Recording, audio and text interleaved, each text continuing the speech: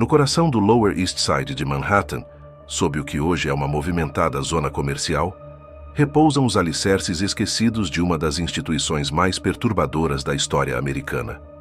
Entre 1834 e 1867, a chamada Casa de Correção Religiosa para Mulheres Desviadas operou sob o controle implacável da família Donnelly, alegando reabilitar mulheres perdidas por meio da disciplina cristã. Registros oficiais indicam que 456 mulheres cruzaram aquelas portas. Apenas 127 saíram com vida. Por mais de 3 décadas, os Donnelly aperfeiçoaram um sistema tão perverso que, quando investigadores finalmente entraram no prédio, encontraram indícios de horrores que desafiavam os limites da crueldade humana. A verdadeira história do que ocorreu entre aquelas paredes sagradas permaneceu trancada em processos judiciais selados por quase um século, até que em 1934, uma equipe de construção descobriu câmaras subterrâneas que revelaram a extensão total da operação. Antes de continuarmos com os detalhes sobre o diretor Patrick Donnelly e o reinado de terror de sua família, inscreva-se no canal e ative as notificações para não perder nossos mistérios históricos mais sombrios. Comente abaixo de qual estado você está assistindo. Você pode se surpreender com a proximidade desses eventos com sua cidade natal. O que a família Donnelly criou não foi apenas uma casa de correção. Era uma máquina de exploração perfeitamente calibrada que... O que a família Donnelly construiu não foi apenas uma instituição religiosa. Era um sistema de exploração tão bem estruturado que causaria repulsa até nos criminosos mais insensíveis.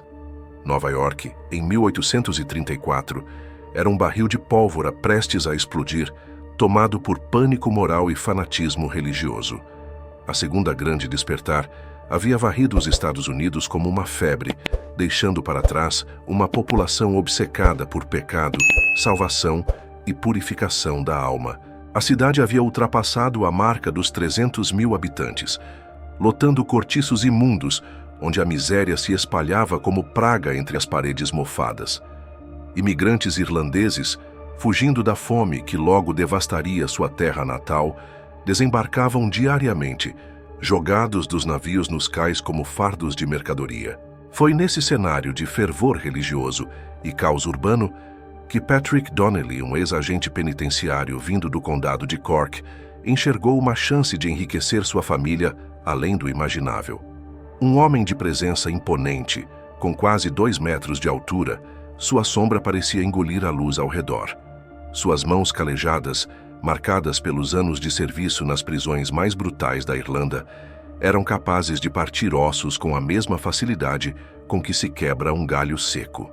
Uma cicatriz irregular cortava seu rosto do lóbulo esquerdo até o canto da boca. Lembrança de uma tentativa fracassada de fuga que ele sufocou com selvageria. Mas eram seus olhos que mais assustavam. De um azul glacial, vazios de qualquer empatia, revelavam o monstro que habitava por trás da fachada piedosa. Quando falava sobre a vontade divina, sua voz trazia a convicção de quem se acreditava o próprio instrumento do juízo final. Patrick havia aprendido seu ofício na velha terra, torturando prisioneiros políticos e rebeldes irlandeses, até descobrir que todo ser humano podia ser reduzido. Bastava a dose certa de dor física e dominação psicológica. Sua esposa, Kathleen Donnelly, elevou o sadismo ao nível de arte disfarçada de compaixão durante os anos em que dirigiu um asilo no gueto irlandês de Boston.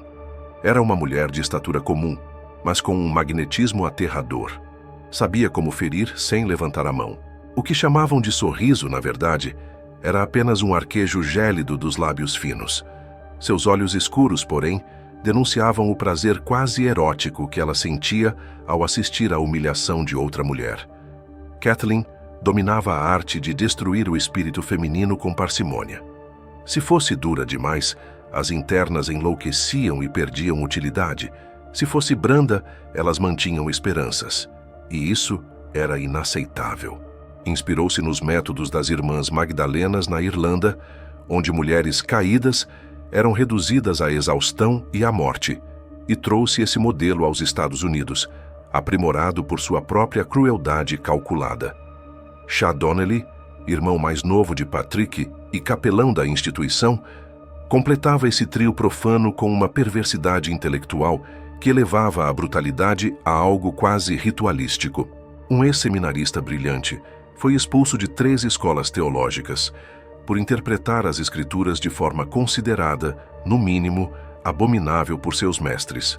Seus sermões faziam mulheres adultas desabar em confissões de pecados que nunca haviam cometido.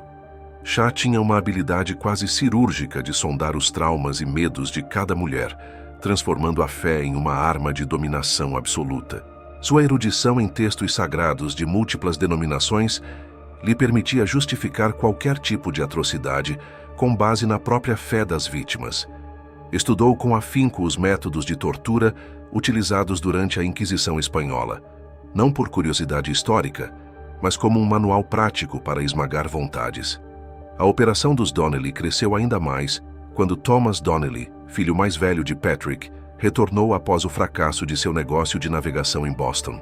Thomas trouxe consigo uma teia de contatos formada por políticos corruptos, policiais e empresários que se tornariam peças fundamentais na engrenagem criminosa da família, além de uma compreensão apurada de como dinheiro e poder circulavam pelos bastidores da política nova-iorquina. Ao contrário da brutalidade grosseira do pai, Thomas cultivava uma crueldade refinada, adquirida em sua educação na prestigiada Universidade de Harvard e moldada pelos métodos impiedosos da elite mercantil de Boston. Ele compreendia que o verdadeiro poder não residia na violência física, mas na aniquilação progressiva da esperança, e que a maneira mais eficaz de dominar alguém era fazê-lo acreditar que fazia parte de sua própria destruição. Aprendeu com seus fracassos comerciais que o segredo do sucesso estava na diversificação e na administração cuidadosa dos riscos. Essas lições seriam aplicadas à estrutura criminosa da família com uma eficácia devastadora. A última peça desse núcleo infernal era Mary Donnelly, cunhada de Patrick e confidente mais próxima de Kathleen. Uma mulher marcada por um passado tão traumático que a havia transformado em algo quase inumano. Mary havia sobrevivido à travessia de um navio imigrante assolado por cólera, onde metade dos passageiros morreu, incluindo seu marido e seus 2 filhos pequenos. Essa experiência a deixou com um desprezo absoluto por qualquer sinal de fragilidade humana, que ela interpretava como punição divina para os fracos. Seus conhecimentos rudimentares de ervas e procedimentos médicos, adquiridos por necessidade durante a travessia, permitiram que a família mantivesse suas vítimas vivas por muito mais tempo do que o natural, estendendo seu sofrimento com precisão cirúrgica. Ela atuava como atendente médica da instituição, o que lhe dava acesso irrestrito a todas as internas e permitia catalogar seu estado físico e mental para uso nos registros da família. A Casa de Correção Religiosa para Mulheres Desviadas abriu suas portas em uma gelada manhã de fevereiro de 1834, ocupando um enorme prédio de 4 andares que anteriormente havia abrigado uma fábrica de tecidos. A localização do edifício havia sido escolhida a dedo. Ficava perto o suficiente do centro para facilitar o acesso de clientes e autoridades, mas afastado das áreas respeitáveis da cidade para evitar a atenção indesejada. Sua estrutura era um reflexo da industrialização acelerada de Nova York. Construído em 1820 para abrigar teares, o prédio fora abandonado quando a produção se deslocou para cidades menores de Massachusetts, deixando um esqueleto perfeito para os propósitos obscuros dos Donnelly. As janelas foram lacradas com tijolos, restando apenas fendas estreitas que permitiam a entrada de luz suficiente para guiar os passos pelos corredores, mas não o bastante para que se percebesse o passar dos dias ou das estações. Essa privação era intencional. Sem a referência do ciclo solar, as mulheres perdiam a noção do tempo, tornando-se mais vulneráveis à manipulação. A família Donnelly investiu pesado no isolamento acústico do prédio, instalando camadas espessas de lã entre as paredes para abafar até os gritos mais desesperados. As paredes foram pintadas com tons escuros que absorviam o mínimo de claridade disponível, criando um ambiente de penumbra constante que desmoralizava antes mesmo que qualquer agressão direta começasse. A imagem pública da instituição era a de um centro progressista de reabilitação, onde mulheres culpadas por prostituição, adultério, embriaguez pública ou desvios morais poderiam encontrar redenção por meio da oração, do trabalho e da educação cristã. A família Donnelly promovia seus serviços junto a juízes policiais e famílias preocupadas como uma alternativa humana aos horrores da ilha Blackwell ou às cadeias superlotadas da cidade. Distribuíam panfletos, publicavam depoimentos falsos de supostas mulheres regeneradas e propagandeavam um método inovador de cura moral baseado no amor e disciplina cristãos. O que tornava sua operação ainda mais sinistra era o respaldo legal. As leis de reforma moral de Nova York, na década de 1830, conferiam poder extraordinário às instituições religiosas que alegavam oferecer reabilitação. A família Donnelly estudou essas leis com minúcia, elaborando um estatuto que aproveitava cada brecha possível, concedendo-lhes autoridade praticamente ilimitada sobre as mulheres internadas. Uma vez dentro da instituição, essas mulheres desapareciam do radar judicial, ficando inteiramente à mercê da família, que decidia se e quando seriam liberadas. As normas eram tão amplas que qualquer comportamento podia ser interpretado como sinal de corrupção moral, exigindo internação compulsória. O sucesso dos Donnelly dependia de uma rede intrincada de corrupção que se espalhava por todos os níveis do poder nova-iorquino, dos policiais de esquina às figuras políticas mais influentes do estado. Thomas Donnelly teceu essas relações com a paciência de um artesão. Cada conexão fortalecia a teia, tornando-a mais resistente e praticamente impossível de ser desfeita. Esses homens não apenas toleravam as atividades da família, eram seus clientes mais valiosos e seus protetores mais leais. O juiz Hamilton Prescott, da Corte Criminal de Manhattan, tornou-se um dos principais fornecedores de internas.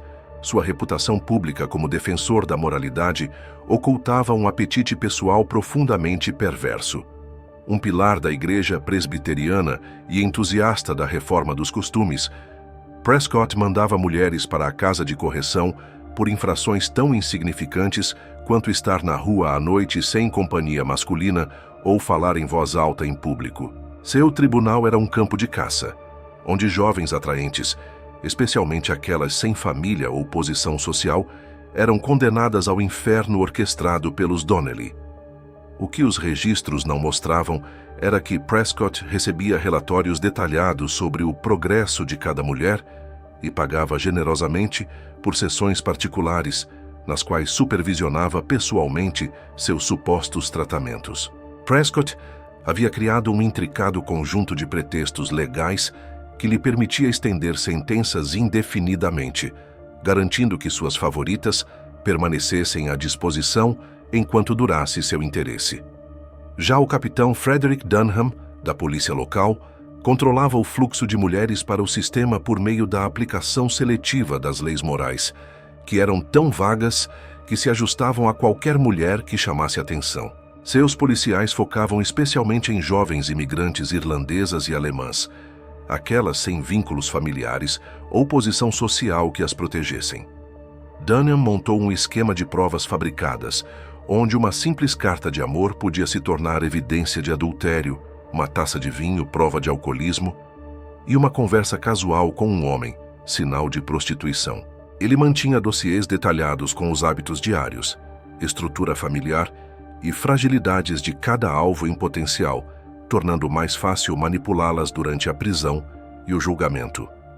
A clientela da família Donnelly não se limitava a autoridades corruptas. Incluía empresários renomados, médicos respeitados e líderes religiosos.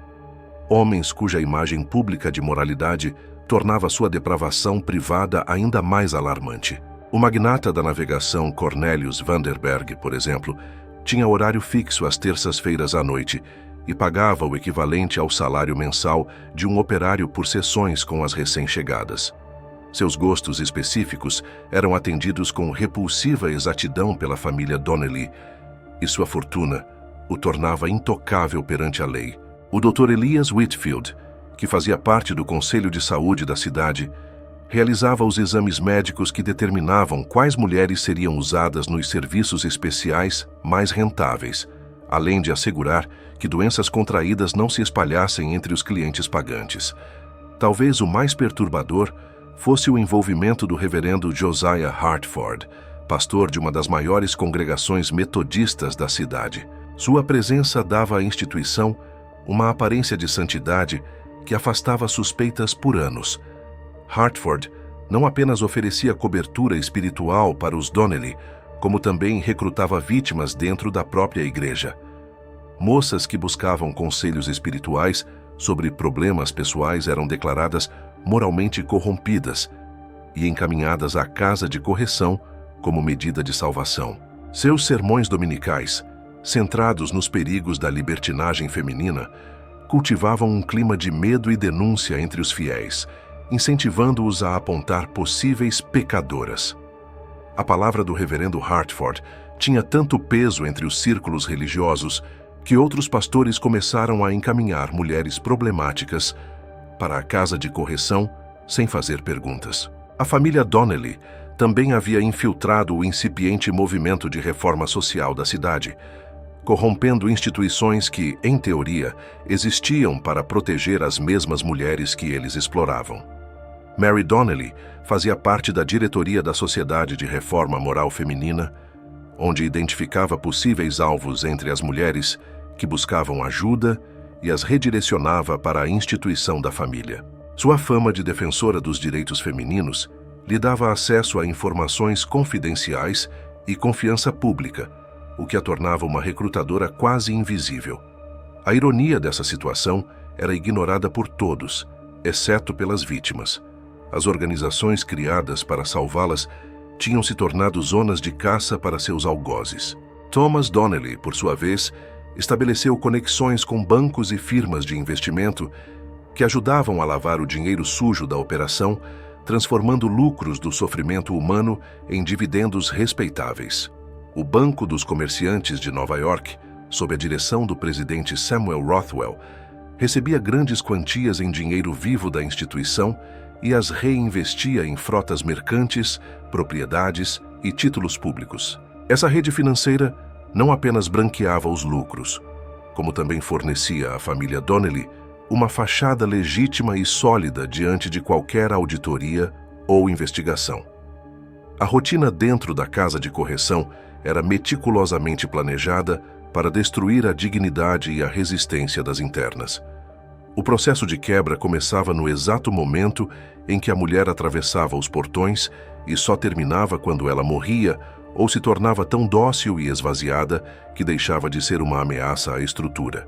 As recém-chegadas eram submetidas a um ritual de entrada que misturava humilhação e condicionamento mental. Chamavam-no de purificação, e ele ocorria em uma sala sem janelas no porão do edifício, onde o suposto exame médico era, na verdade, uma primeira sessão de degradação física e espiritual. Mary Donnelly conduzia as inspeções, despindo as internas e catalogando cada detalhe de seus corpos: cor dos cabelos, dos olhos, marcas visíveis, deformidades, idade aparente e sinais de atividade sexual. Tudo era registrado para os arquivos da família, compondo um banco de dados que os clientes usariam para escolher suas vítimas preferidas. Após a avaliação física, vinha o que Shah Donnelly chamava de exame espiritual, um interrogatório psicológico elaborado para extrair medos, crenças religiosas, vínculos familiares e vulnerabilidades específicas. Shah possuía uma habilidade refinada para identificar o ponto exato onde cada mulher poderia ser quebrada com mais eficiência. Algumas se rendiam diante da culpa religiosa, outras ao medo de represálias contra familiares, e algumas, mais raras, ao engano da esperança de liberdade. Com base nessas informações, Shah decidia o destino de cada interna, seu tratamento, sua utilidade e até quanto tempo ela sobreviveria dentro da casa. O prédio havia sido arquitetado de forma proposital para confundir e desorientar. Corredores levavam a becos sem saída, Escadas terminavam em paredes cegas, e as portas eram propositalmente mal sinalizadas, impedindo que qualquer mulher criasse um mapa mental do ambiente. A confusão constante era parte do controle psicológico. A iluminação era fraca. Os corredores mudavam de direção sem lógica aparente, e não havia qualquer marcação visível nas salas. Cada mulher recebia um número no lugar do nome, reduzindo-a oficialmente a uma mercadoria. Seus objetos pessoais eram recolhidos e incinerados em uma cerimônia simbólica, que Patrick Donnelly chamava de purificação da alma pecadora. Até mesmo alianças de casamento e medalhas religiosas eram destruídas. Esse ritual era conduzido com toda a solenidade, enquanto Chá pregava sermões sobre renascimento e expiação, e as internas eram forçadas a assistir à queima dos últimos resquícios de suas antigas vidas. A rotina diária era pensada para exaurir corpo e espírito, ao mesmo tempo em que gerava lucro para os Donnelly através do trabalho forçado. As mulheres acordavam às 4 da manhã para 2 horas de oração e confissão, sessões psicológicas conduzidas por Chá, nas quais eram obrigadas a admitir pecados que jamais cometeram e a implorar perdão por uma suposta natureza depravada.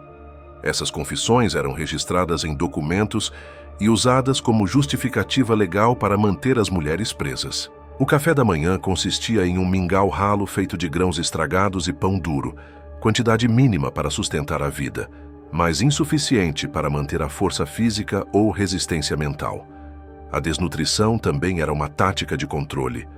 Mulheres famintas e fracas tinham menos chances de resistir, planejar fugas ou mesmo se rebelar. A família Donnelly calculava precisamente a quantidade mínima de alimento necessária para manter a produção sem comprometer os lucros. As manhãs eram consumidas em trabalho braçal exaustivo que gerava lucros diretos para a família Donnelly, enquanto mantinha as internas tão cansadas que mal conseguiam pensar em escapar. Elas operavam uma lavanderia que atendia hotéis e estabelecimentos comerciais, uma oficina de costura que produzia roupas para venda e até uma pequena linha de utensílios domésticos. As condições de trabalho eram brutais. Maquinários antigos, ventilação precária e um ar saturado de produtos químicos misturado ao cheiro constante de suor e sofrimento. Quando as mulheres adoeciam ou enfraqueciam demais para realizar tarefas físicas, eram transferidas para outras funções ainda mais degradantes e invasivas. As tardes eram dedicadas à chamada instrução moral, liderada por Chá Donnelly. Seus sermões eram verdadeiros exercícios de dominação psicológica, feitos para convencer as internas de que seus sofrimentos eram não apenas merecidos, mas necessários para sua salvação espiritual. Ele adaptava técnicas usadas por inquisidores religiosos para manipular com culpa, vergonha e terror.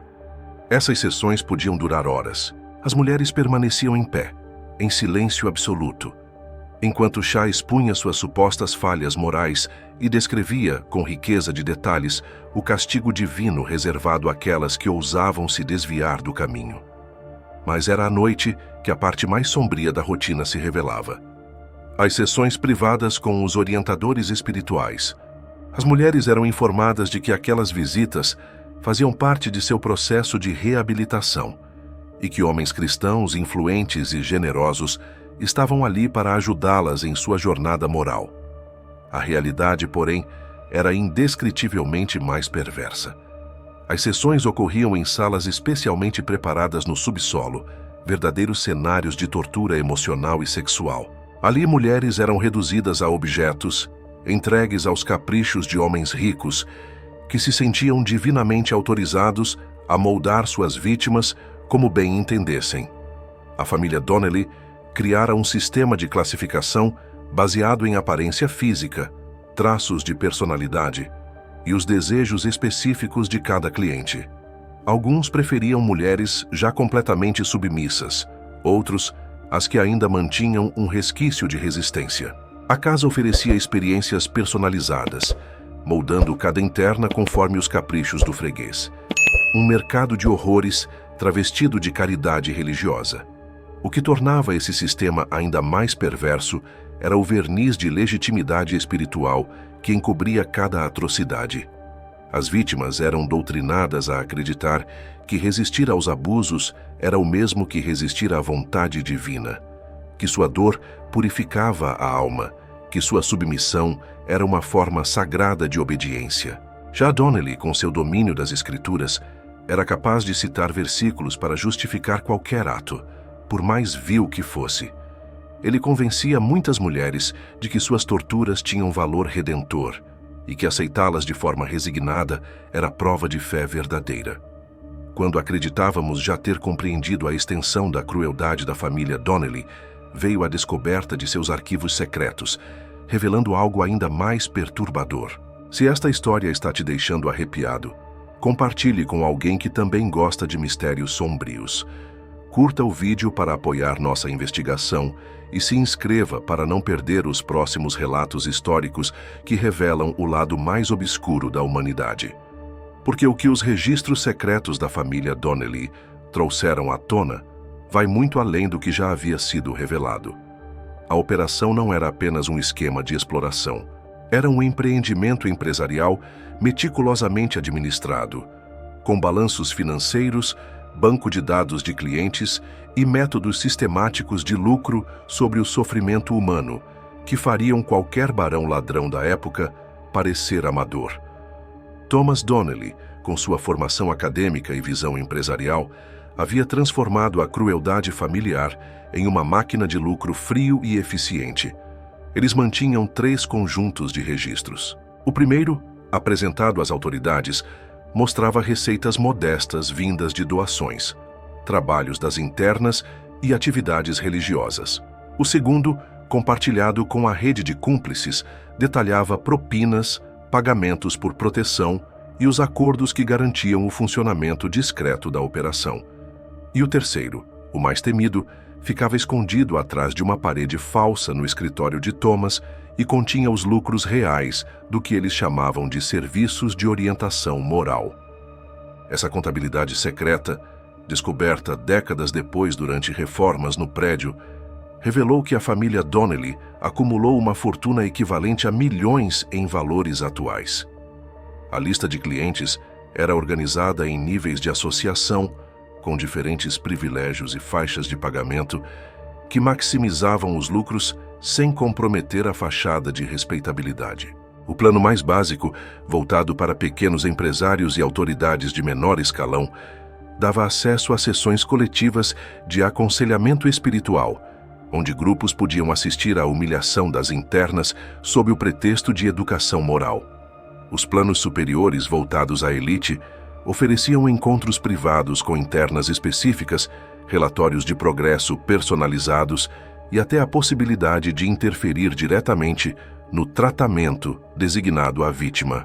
O serviço mais caro, chamado de platina, dava ao cliente o privilégio de participar do processo de admissão das novas internas, escolhendo pessoalmente quem seria moldada segundo seus desejos.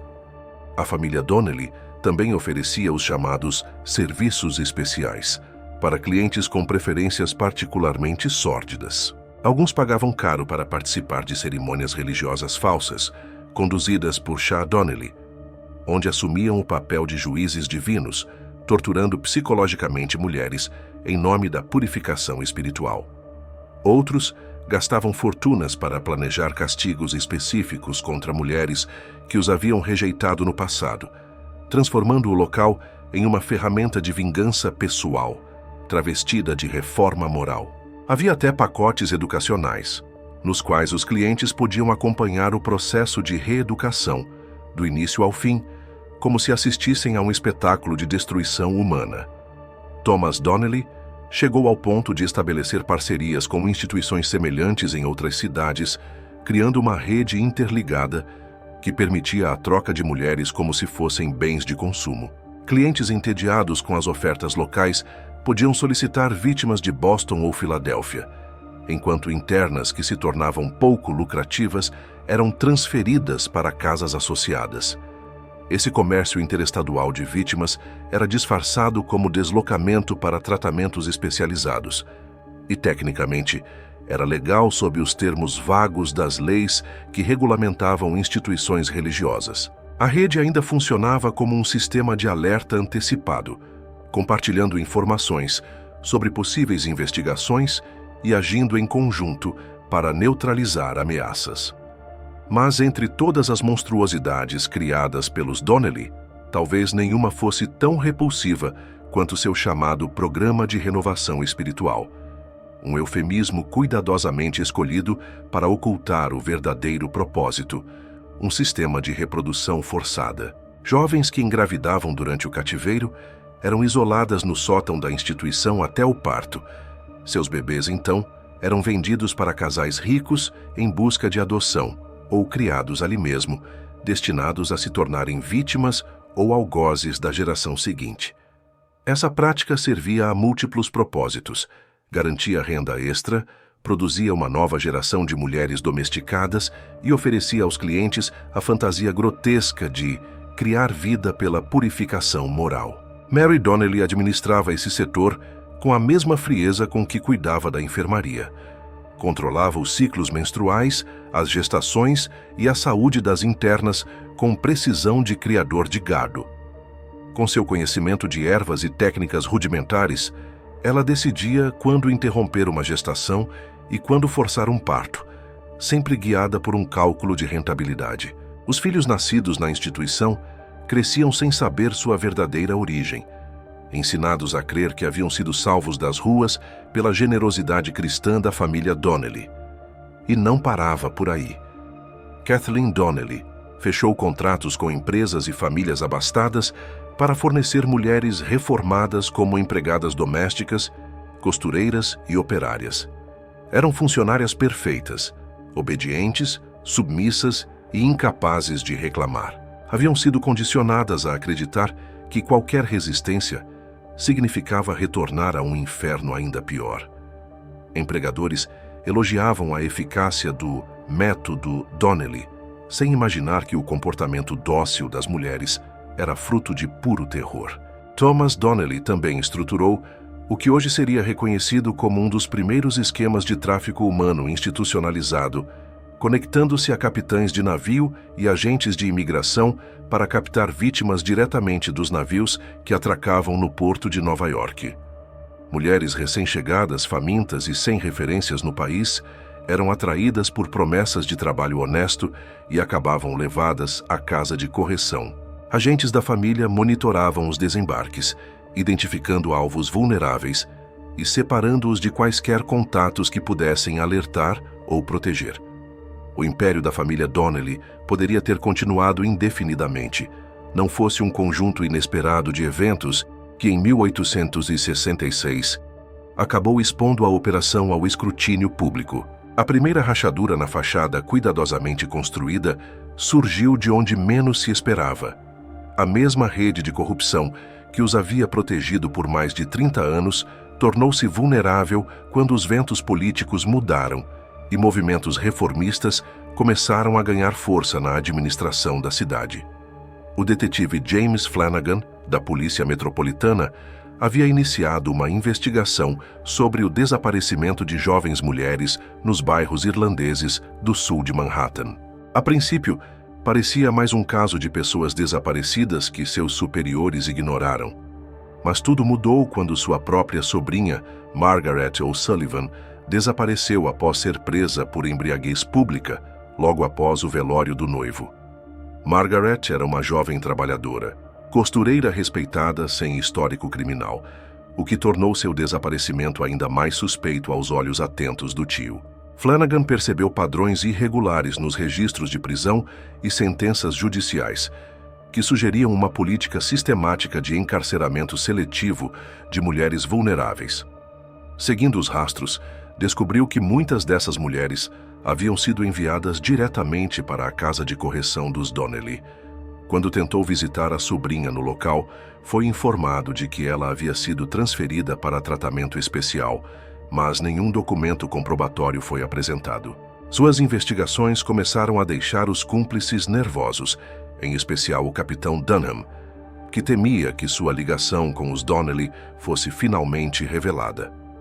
A situação saiu do controle quando Flanagan procurou ajuda do padre Michael Early, um sacerdote progressista, que vinha documentando desaparecimentos semelhantes em sua paróquia.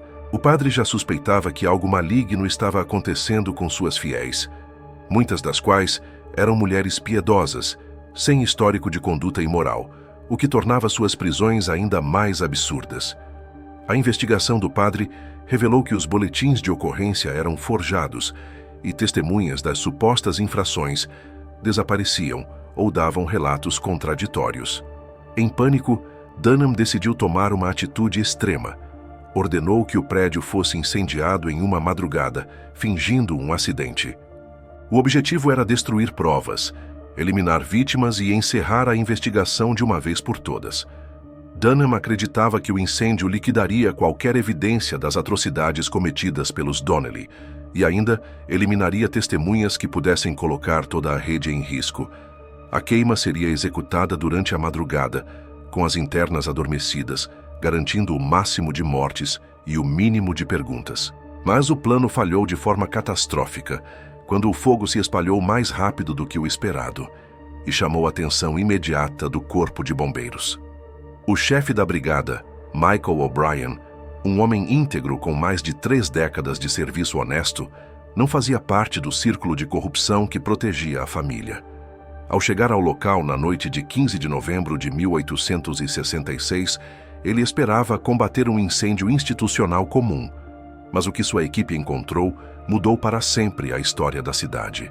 Em vez de um asilo em chamas, os bombeiros descobriram dezenas de mulheres acorrentadas em porões que nem sequer constavam nos mapas do edifício. Os gritos eram audíveis, mesmo com o estalo das labaredas, e O'Brien imediatamente ordenou que todas as portas fossem arrombadas e todos os cômodos vasculhados, ignorando qualquer protocolo. O que encontraram nos compartimentos secretos ultrapassava os limites da compreensão.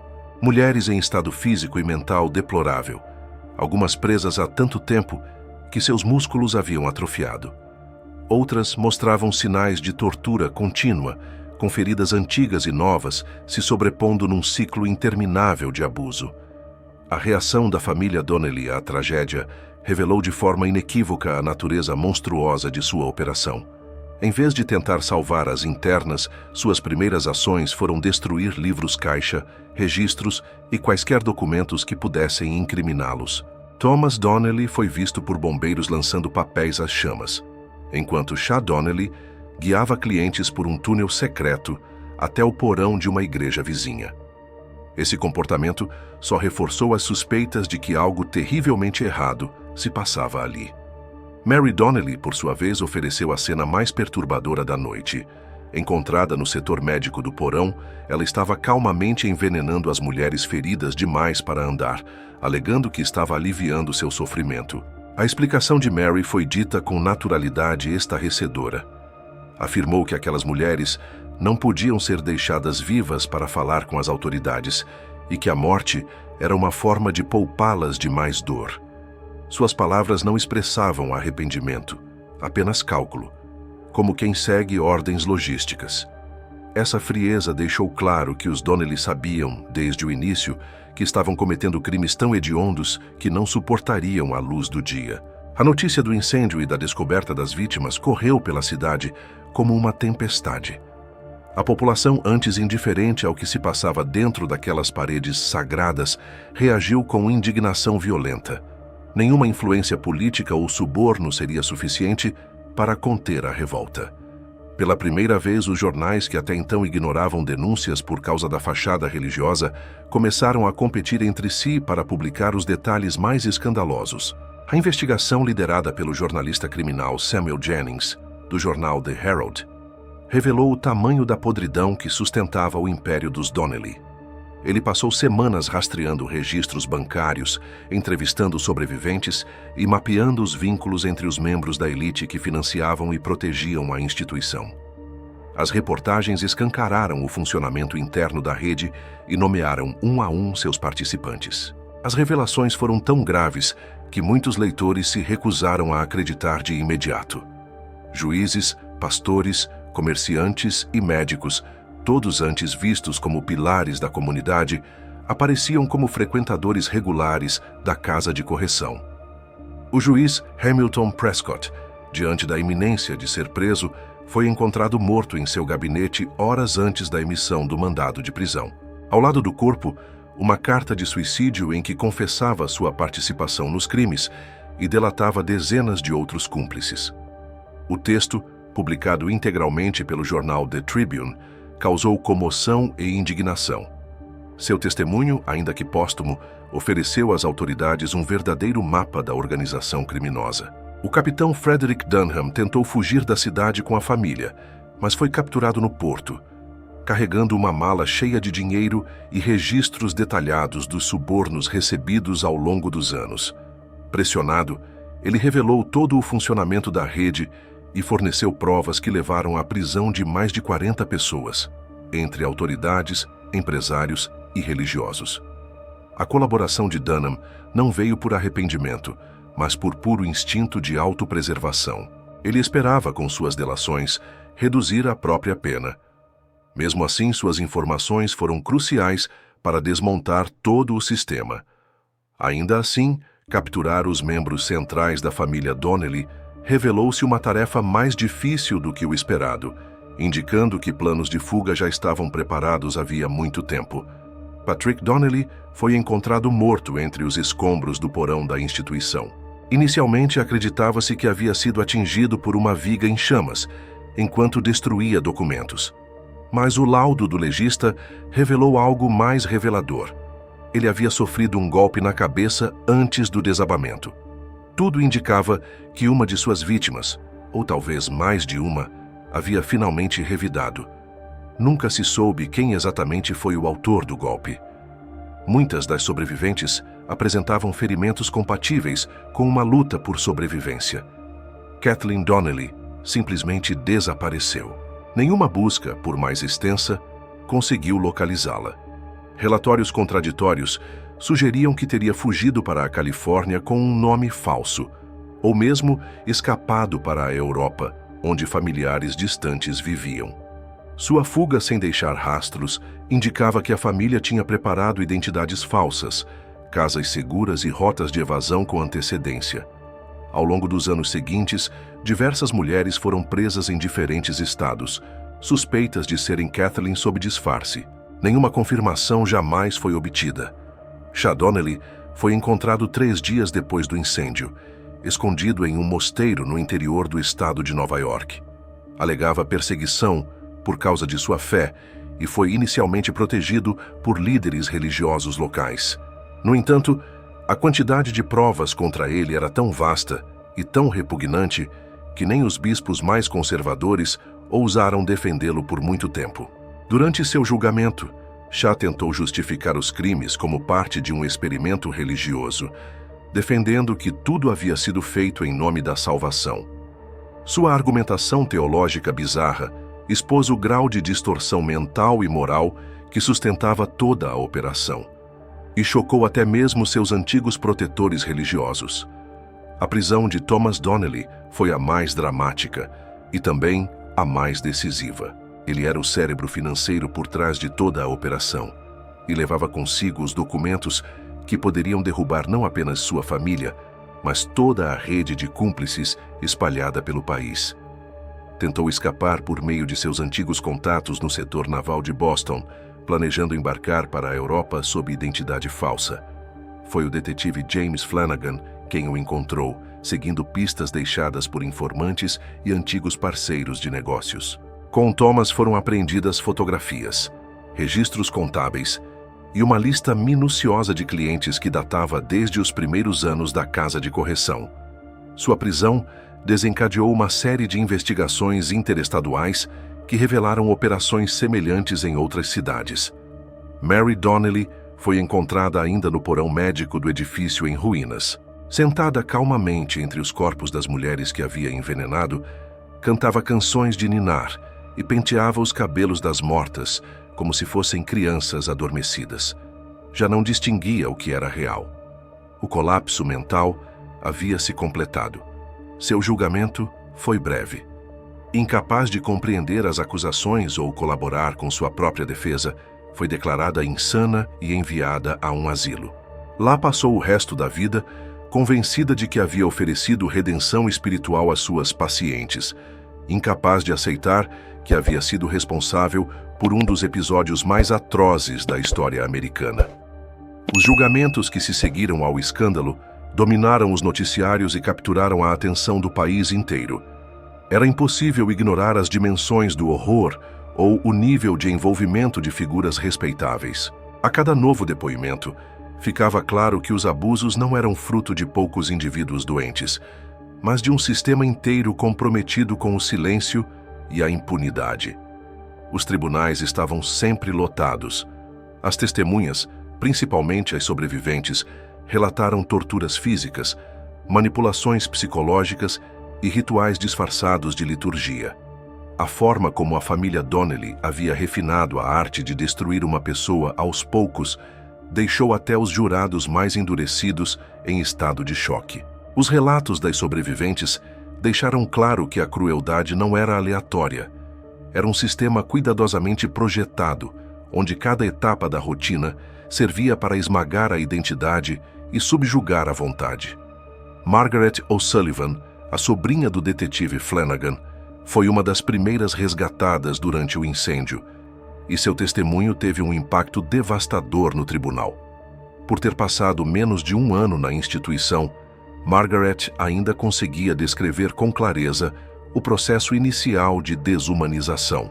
Ela explicou como o ritual de admissão destruía a dignidade da mulher desde o primeiro contato, e como as falsas promessas de salvação espiritual eram usadas como instrumento de manipulação e culpa. Margaret detalhou a rotina diária com precisão, revelando como a exaustão, a fome e a confissão forçada eram utilizadas para apagar qualquer traço de resistência. Seu depoimento desmontou a tese da defesa de que as internas eram naturalmente depravadas e necessitavam de medidas extremas de correção. Outra testemunha fundamental foi Elizabeth Carmichael, uma ex-professora que passou 3 anos na casa de correção após ter sido falsamente acusada de adultério por um homem que havia rejeitado. Sua formação e capacidade de expressão fizeram dela uma testemunha imbatível. Elizabeth expôs detalhes sobre o comportamento dos clientes e confirmou a existência de um sistema de encomendas, em que homens ricos podiam escolher mulheres por perfil profissional, aparência ou passado pessoal. Seus relatos demonstraram que a casa de correção funcionava como um catálogo vivo para os desejos mais obscuros da elite. A cada página dos registros apreendidos, novas figuras de prestígio surgiam como participantes ativos da rede. O julgamento revelou que muitos dos que se apresentavam como líderes morais da cidade estavam entre os principais consumidores da brutalidade promovida pela família Donnelly. Empresários que discursavam sobre valores familiares, pastores que pregavam a castidade, políticos que defendiam a ordem pública, todos estavam envolvidos. O escândalo foi tão grande que instituições religiosas e sociais inteiras foram abaladas em sua credibilidade, especialmente com o julgamento do reverendo Josiah Hartford. O processo contra o reverendo Hartford foi um dos mais escandalosos de toda a investigação. Figura respeitada entre os metodistas, era conhecido por seus sermões inflamados sobre pureza moral e decadência social. Sua defesa tentou pintá-lo como um líder enganado, manipulado pelas mentiras dos Donnelly. Mas as provas contavam outra história, muito mais sombria. As sobreviventes afirmaram sem hesitação que Hartford participava ativamente das sessões de abuso. Usava sua posição religiosa não apenas para recrutar vítimas, mas também para justificar os tormentos que sofriam como purificação espiritual. Ele celebrava cerimônias falsas, onde lia trechos da Bíblia enquanto mulheres eram agredidas, dizendo que aquele sofrimento era necessário para sua redenção. Seus diários pessoais, apreendidos no momento da prisão, mostraram um homem que havia abandonado qualquer vestígio de fé verdadeira. Nas páginas, descrevia as internas como instrumentos divinos para a disciplina do corpo e fantasiava sobre punições que ele mesmo aplicava como forma de prazer religioso. Era a perversão da teologia em sua forma mais bruta. Os registros financeiros descobertos com Thomas Donnelly mostraram que o alcance da operação era nacional. A família mantinha contato com instituições semelhantes em Boston, Filadélfia, Chicago e até em cidades do Sul. Trocas de vítimas, manuais com métodos de doutrinação e até acordos comerciais circulavam por correspondência, como se fosse uma rede empresarial, só que voltada à exploração humana. Essa revelação levou investigadores a abrirem processos em outras cidades, onde descobriram variações da mesma estrutura, embora nenhuma tivesse o mesmo grau de organização e crueldade da casa de correção dos Donnelly. Em termos legais, o caso apresentou um desafio inédito. A maioria das práticas, por mais bárbaras que fossem, se escondia atrás da legalidade concedida às instituições religiosas pela legislação da época. Promotores tiveram que inovar, criando novas interpretações jurídicas para enquadrar os crimes, pois as leis vigentes simplesmente não previam um cenário tão monstruoso. O caso Donnelly acabou servindo de base para mudanças legislativas que influenciariam o sistema judicial por décadas. Os advogados de defesa tentaram argumentar que seus clientes acreditavam estar participando de esforços legítimos de reabilitação moral. Porém, os registros financeiros, os depoimentos das vítimas e as cartas apreendidas mostravam claramente que se tratava de uma operação voltada exclusivamente para o lucro e para a satisfação de desejos sádicos. A justiça, apesar de tardia, foi severa dentro dos limites legais da época. Shah Donnelly foi condenado à morte e enforcado em 1868. Até o último momento negou qualquer culpa. Em sua declaração final, fez um longo discurso teológico tentando justificar suas ações como parte de uma reforma espiritual radical. E ainda profetizou que no futuro seus métodos seriam vistos como visionários. Thomas Donnelly foi condenado à prisão perpétua e morreu em 1882 na penitenciária de Sing Sing. Foi assassinado por outros detentos que, ao descobrirem os detalhes de seus crimes, decidiram fazer justiça com as próprias mãos. Os funcionários públicos que facilitaram ou encobriram os crimes enfrentaram destinos variados. Alguns foram presos, outros fugiram, e muitos escaparam com penas leves, graças às conexões políticas que ainda mantinham. A morte do juiz Prescott poupou-o da prisão, mas revelou o quão profundamente enraizado o sistema estava. Já o capitão Dunham, por ter cooperado com os promotores, recebeu uma sentença reduzida, algo que gerou revolta pública, dado seu papel central no fornecimento de vítimas. O escândalo destruiu carreiras inteiras. Políticos, empresários e religiosos foram afastados de suas funções ou banidos da vida pública. Ainda assim, poucos sofreram consequências proporcionais à gravidade de seus atos. Muitos escaparam com multas, curtas estadias na prisão ou apenas a mancha permanente na reputação. As evidências, porém, deixaram claro que o envolvimento dessas figuras era muito mais profundo do que os tribunais conseguiram provar. Era o poder da influência social e econômica, protegendo criminosos mesmo diante da verdade escancarada. Um lembrete cruel de que, muitas vezes, justiça e impunidade caminham lado a lado.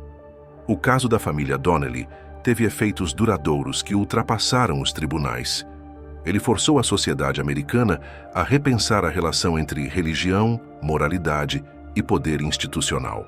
Pela primeira vez, a população viu com clareza como organizações tidas como salvadoras podiam se transformar em instrumentos de tortura e exploração. A resposta do Estado de Nova York foi imediata e profunda. As instituições religiosas e beneficentes passaram a ser regulamentadas com mais rigor. Foram criadas leis exigindo inspeções regulares, auditorias externas e conselhos independentes de fiscalização. Essas medidas ficaram conhecidas como Leis Donnelly e se tornaram modelo para outras regiões dos Estados Unidos. Elas exigiam, entre outras coisas, que as instituições mantivessem registros abertos, aceitassem visitas de familiares sem aviso prévio e relatassem toda forma de punição aplicada. O caso também fortaleceu os primeiros movimentos feministas.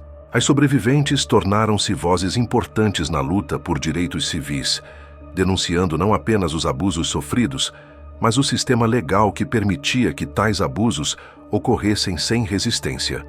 Suas histórias serviram como argumento irrefutável para reformas urgentes nas leis de proteção às mulheres.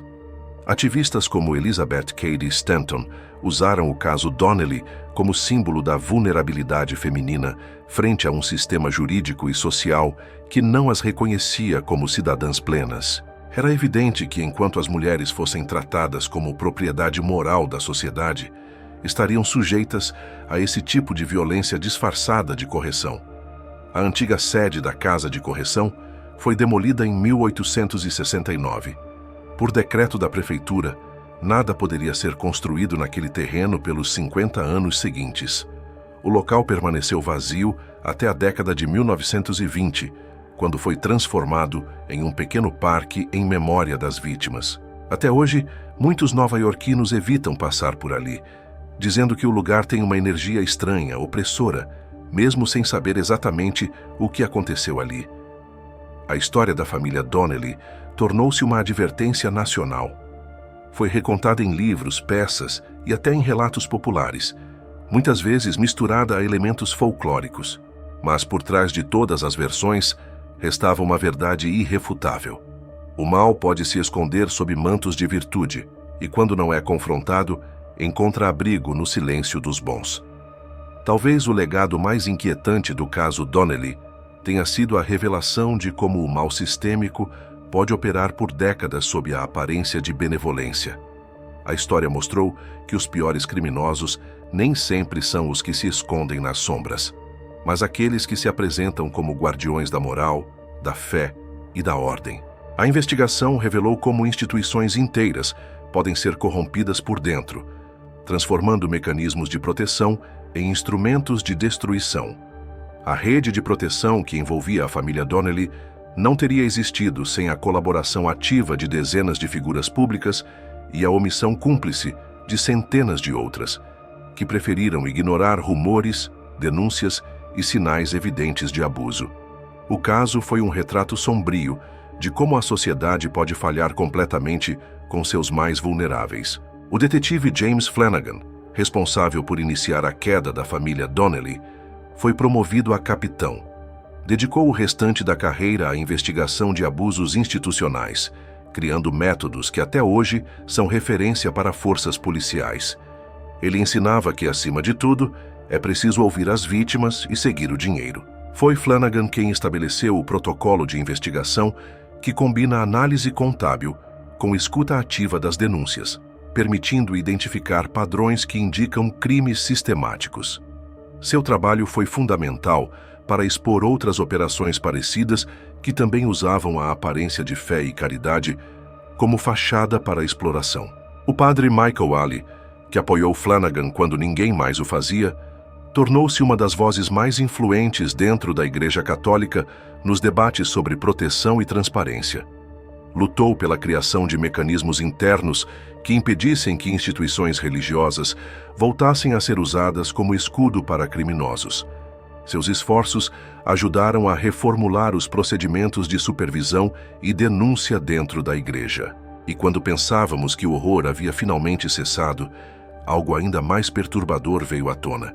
Em 1934, quase 70 anos após a destruição da Casa de Correção, uma equipe de operários fez uma descoberta que reacenderia traumas que muitos esperavam já estarem enterrados para sempre. Durante uma obra de reforma no edifício que havia sido erguido no antigo terreno da instituição, trabalhadores encontraram uma parede falsa no antigo porão. Atrás dela, uma câmara selada continha centenas de documentos, fotografias e objetos pessoais, todos pertencentes às vítimas da família Donnelly. Era como se um capítulo escondido da história tivesse sido trancado ali, esperando para ser descoberto. Entre os papéis havia perfis psicológicos detalhados das internas, registros de experimentos com métodos de submissão e cartas trocadas com outras instituições semelhantes, tanto nos Estados Unidos quanto na Europa. Mas o que mais causou espanto foram as fotografias. Centenas de imagens cuidadosamente organizadas, documentando a degradação sistemática das mulheres ao longo dos anos. Essas fotografias não eram apenas registros administrativos, eram troféus, eram entretenimento para os clientes, eram provas visuais de um método de reeducação baseado no sofrimento e na desumanização. Para os investigadores modernos, as imagens serviram como evidência incontestável de crimes que, na época dos julgamentos, haviam sido considerados indescritíveis demais para serem apresentados em tribunal. Além disso, os arquivos continham correspondências com instituições na Inglaterra, França e Alemanha. Nessas cartas, discutiam-se técnicas de doutrinação, estratégias para escapar da vigilância legal e até acordos comerciais para a troca de internas. Ficava claro que a operação dos Donnelly fazia parte de uma rede internacional de exploração institucionalizada, disfarçada de caridade cristã. Entre os documentos mais perturbadores estavam os diários de Chad Donnelly. Neles, ele registrava suas reflexões teológicas sobre dor, obediência e redenção. Tratava as internas como instrumentos de experimentação espiritual e relatava suas reações às torturas com frieza acadêmica. Suas anotações revelavam um homem que havia se convencido de que estava realizando uma obra divina, através da perversão total da fé. Além dos documentos, havia registros financeiros que nunca haviam sido encontrados durante os julgamentos originais. Eles revelaram que a operação da família Donnelly havia sido ainda mais lucrativa do que se imaginava. Entre os lucros estavam transações com redes de tráfico internacional e até pagamentos por participação em experimentos médicos ilegais. As descobertas de 1934 obrigaram historiadores e investigadores a encarar dimensões da barbárie que haviam escapado aos tribunais do século XIX. Documentos mostravam que alguns dos médicos que colaboravam com os Donnelly realizavam experimentos em conluio com escolas de medicina, testando procedimentos de dor e retraumatização em nome de pesquisas pseudocientíficas. Relatórios indicavam que agentes da família se deslocavam periodicamente à Europa para trocar experiências com instituições congêneres, aperfeiçoando técnicas de resistência psicológica e isolamento sensorial. Tudo isso financiado por doações camufladas em correspondências criptografadas, prova de um planejamento estratégico global. O acervo também incluía cartas pessoais das vítimas, nunca entregues às famílias, bilhetes desesperados, diários íntimos e medalhas religiosas que haviam sido tomadas na entrada. Esses objetos deram rosto às centenas de mulheres que haviam sido reduzidas a estatísticas e números, resgatando suas vozes do esquecimento. Imagens e testemunhos derrubaram a última versão romantizada da história, revelando que o que parecia folclore havia sido documentado à exaustão pelos próprios algozes. O horror não era mito ou exagero jornalístico, era realidade fria, registrada e preservada por uma família disposta a tudo em nome do lucro e do fanatismo. O impacto dessa redescoberta levou à criação de um museu em memória das vítimas, onde os documentos originais e as fotografias foram expostos com placas de identificação e biografias, honrando as vidas perdidas e conscientizando gerações futuras sobre os perigos do abuso institucional. A redescoberta do arquivo desencadeou uma nova investigação, desta vez conduzida pela recém-criada Divisão de Crimes Históricos da Polícia de Nova York. Contando com técnicas forenses modernas e cruzamento de dados interestaduais, os detetives conseguiram rastrear nomes que nunca haviam aparecido nos julgamentos originais. Passaram a confrontar listas de desaparecimentos de outras cidades com correspondências encontradas nos documentos, revelando um rastro de vítimas que se estendia muito além dos limites de Manhattan. Os investigadores concluíram que parte da rede de cúmplices escapara incólume e continuara ativa após o incêndio de 1866, apenas mudando de fachada. Notícias antigas de orfanatos suspeitos em Filadélfia, relatos de casas de penitência em Baltimore e pedidos sigilosos de transferência de internas em Boston ganharam novo significado. Em vários desses casos, surgiam nomes de antigos associados dos Donnelly, que haviam desaparecido no pós-escândalo, indicando que o sistema apenas se reinventara em vez de morrer. Psicólogos criminais que analisaram o material classificaram a operação como um exemplo extremo de mal burocratizado. Cada membro desempenhava funções específicas: contabilidade, doutrinação, medicina, logística, que despersonalizavam o ato final de crueldade. Assim, monstros eram fabricados por engrenagens administrativas, não apenas pela perversidade individual. Esse entendimento passou a ser estudado em academias de polícia e cursos de psicologia forense, como alerta sobre a facilidade com que a moral pode ser terceirizada. Historiadores notaram também o papel crucial do discurso religioso para mascarar interesses econômicos. A retórica sobre salvação espiritual funcionou como moeda universal de troca, convencia fiéis, blindava a fiscalização pública e atraía doadores que se sentiam cúmplices de uma obra de caridade. O caso tornou-se estudo-chave em seminários de ética, ressaltando a necessidade de supervisão externa sempre que instituições alegam autoridade moral absoluta sobre pessoas vulneráveis. A exposição permanente inaugurada no pequeno parque onde ficava a antiga casa de correção passou a receber visitas escolares e grupos de direitos humanos. Vídeos, áudios restaurados e painéis interativos contam as histórias de mulheres cujos nomes foram finalmente recuperados dos arquivos: Anna McCarthy, costureira; Johanna Weiss, professora; Eileen O'Connor, empregada doméstica. Vidas interrompidas, mas agora lembradas em detalhes que humanizam o horror. Ao caminhar pelos corredores do memorial, muitos visitantes relatam um silêncio pesado, quase físico. É como se as vozes das vítimas ecoassem pelas paredes reconstruídas, lembrando que aquilo não é apenas passado distante, mas advertência viva. Sempre que poder ilimitado encontra segredos e silêncio, a barbárie encontra terreno fértil para florescer. A história da família Donnelly termina, mas as perguntas que ela levanta continuam martelando na consciência coletiva. Quantas outras instituições escondidas sob aparências virtuosas podem ter funcionado na mesma época, ou funcionam ainda hoje, sem jamais terem sido descobertas? Quantas vítimas simplesmente desapareceram dos registros, evaporando-se em relatórios forjados ou em arquivos secretos ainda lacrados? A correspondência internacional encontrada sugere uma rede mais extensa do que qualquer investigação conseguiu mapear completamente, o que significa que fragmentos desse sistema talvez ainda estejam ativos, camuflados sob novos nomes e novos discursos de redenção. Ao revisitar cada documento, cada fotografia e cada diário recuperado, percebemos que o maior perigo não é a monstruosidade flagrante, mas a soma de pequenos silêncios. O inspetor que não questiona, o juiz que assina sem ler, o vizinho que prefere não se envolver. O caso Donnelly prova que o mal absoluto só floresce quando lhe concedemos o benefício da dúvida, ou quando acreditamos cegamente em títulos, batinas e crachás. Em um mundo que ainda hoje se organiza por hierarquias de poder e moralidade, a lição permanece. Nenhuma autoridade pode ser considerada imune ao escrutínio público. Compartilhar essas histórias é um ato de memória e, ao mesmo tempo, de vigilância.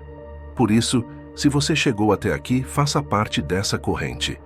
Divulgue este relato a quem se interessa por mistérios reais e crimes históricos. Seu engajamento ajuda a manter viva a lembrança das vítimas e fortalece a cobrança por transparência em todas as instituições que se dizem guardiãs da fé, da caridade ou da justiça.